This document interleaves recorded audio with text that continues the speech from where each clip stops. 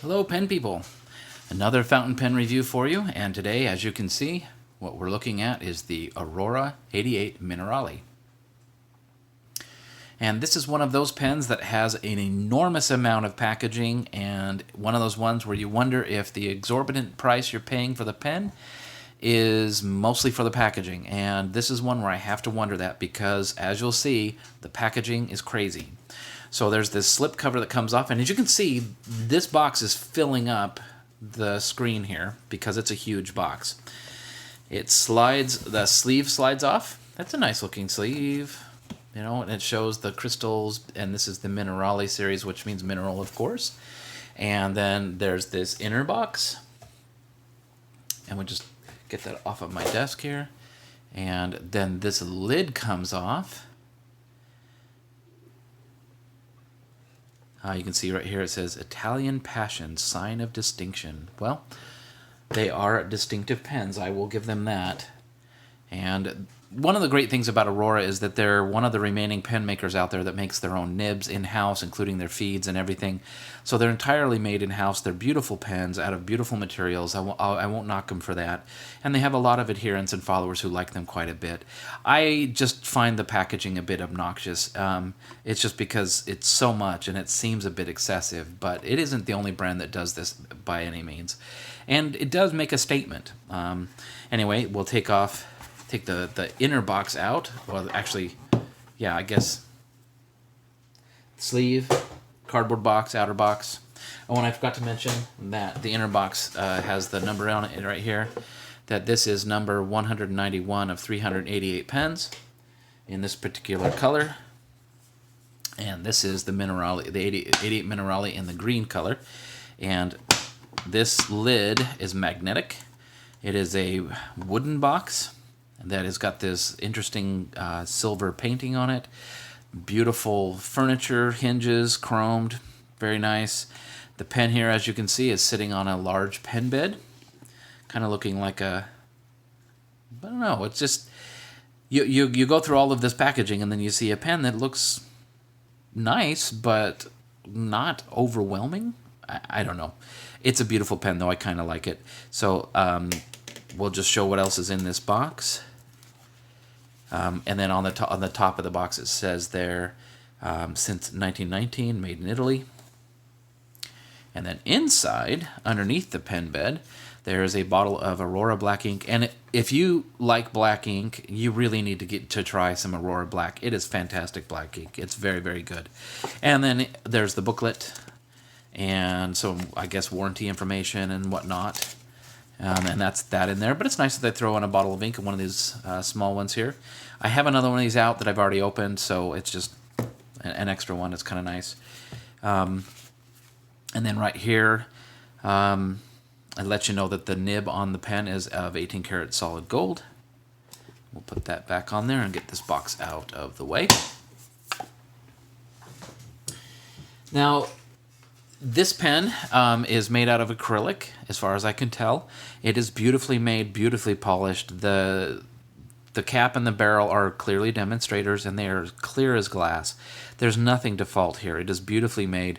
You can see the inner workings of the piston mechanism, which is part metal, part plastic.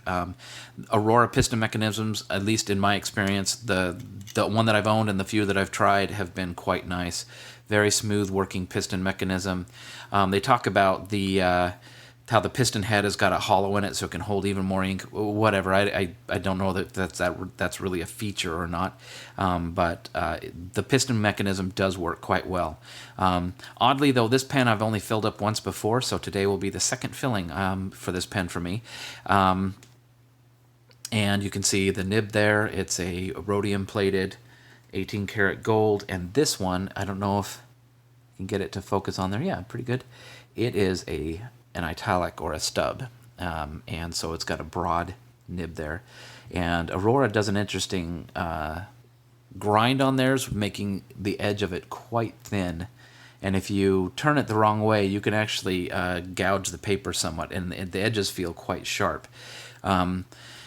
Anyway, so this is the Aurora Minerali, and in green. And let's pull up some other pens to compare it to. We always look at a Safari because it's ubiquitous, and clearly it is about the same size as a Safari. The Pilot and Metropolitan as well. They're all kind of in the same size class. There are, considerably larger pens. For example, we could compare it to something like a Conid bulk filler, which, as you can see, is quite a bit bigger. The bulk filler is more of a Mont Blanc 149 size, and I would say the Minerali is closer to the Mont Blanc 146, and let me show you one of those. So we'll compare it to some other more iconic pens here. So as you can see, the Conid bulk filler is larger, and the Conid bulk filler and the Mont Blanc 149 are almost identical in size. So it is more like the Mont Blanc 146 in size. So you can see that. It's very close in size. The 146 is just a little bit longer, but they're about the same girth. A couple other pens to compare it to. This is a Pelican 400NN, so it's the 400NN is a little bit smaller. Here is a Parker 51. It's a 1945 pen, and it is about the same length, but the Parker 51 is, of course, is much thinner. And then here's another pen that is fairly common, and this is the Platinum 3776. It's in the green, but that's also very, very close in size. So I would call it a medium-sized pen, not large, not small. And we'll go ahead and open it up. You can see that it's got a metal ring all the way around the bottom of the cap. The cap is clear. This isn't a pen that I would take apart. I would be afraid to void warranties or break anything. This is one where I would send it back, because the pen costs enough that this is something where you would send back to have somebody work on it rather than try and do anything to it yourself. So I haven't ever tried, and I don't plan to. In this series, I will take pens apart just to show you how to do so, but not all of the pens. Some of them I just won't do. And so here we go with some ink. This is Noodler's Green Cactus. And those of you who hate Noodlers, I'm sorry. They make Nathan Tardif makes some great great inks, particularly for me in his standard line of inks. The colors are vibrant. The inks perform beautifully. And I didn't give this a complete fill. I could do it again. I could run it through again to pull more ink in there, but I don't need to for today's purposes. We'll go ahead and wipe that nib off. Okay, we've got the nib wiped off, move the ink out of the way. This is a pen that will post, and posts very securely. It's a comfortable pen posted or unposted. It's one of those links that will work either way. We'll leave it posted for now. I don't think it's overly long like this, and it certainly does not backweight it. It is not a heavy cap. So let's do a quick writing sample here. This is the Aurora Minerali. And this is the italic or stub nib.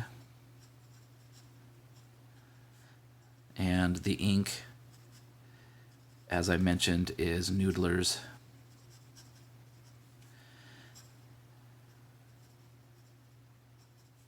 Oh gosh, I'm not even spelling that right, am I? I don't know why he spells it this way. It kind of drives me crazy. Gruene. U-E-N-E. Cactus. Like I said, it's a very smooth flowing ink. It's quite great. And this pen, as you can see, has very broad downstrokes and very fine side strokes. So it will give you quite a bit of line variation as far as ink flow. It's pretty good. It's well tuned. I wouldn't call it a gusher. It seems to be just about right. One of the things that's nice about Aurora too is that they make their own in-house feeds. You can see that there. That's actually made out of ebonite that they cut in-house. So the ink flow should be quite good. And let's do a quick little writing sample here.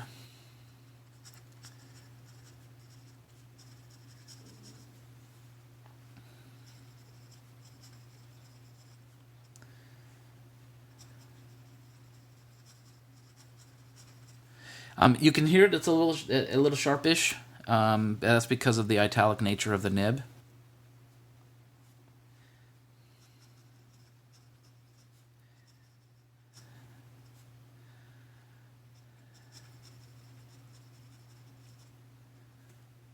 That's attributed to Socrates.